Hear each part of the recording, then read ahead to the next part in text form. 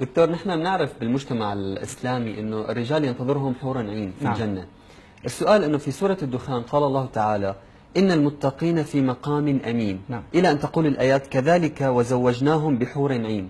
أيضا في سورة الطور: إن المتقين في جنات ونعيم، إلى أن تقول الآيات: متكئين على سرر مصفوفة وزوجناهم بحور عين.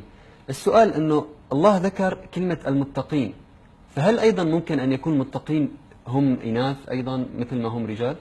يا سيدي، من صياغة الآية نلاحظ الله ولا مرة في القرآن الكريم قال يا أيها الذين آمنوا ويا أيتها اللواتي آمنتن، ولو جاءت بصيغة المذكر يا أيها الذين آمنوا أي المقصود الرجال والنساء.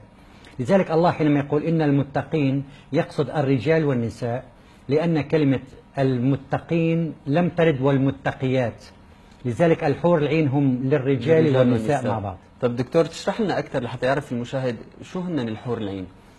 الحور العين بين هلالين بالمعنى الحالي، هم دليل سياحي أو عبارة عن الخدم الذين يوزعون الشراب والفواكه وكل هذه الأمور. والدليل على ذلك أنهن لسن للعمل الجنسي مثل ما يعتقد الكثير. الله ذكرهن في آيتين، وكل آية سبحان الله مكونة من كلمتين فقط لكي الله يحسم الموضوع. بسورة الواقعة ماذا قال عن الحور العين؟ قال عربا أترابا. عربا أي صغيرات السن دون 10 سنوات، أترابا أي صديقات وليس زوجات، فالزواج في الآخرة يكون نفسي وليس جسمي. قال تعالى وإذا النفوس زوجت وليس الأجسام.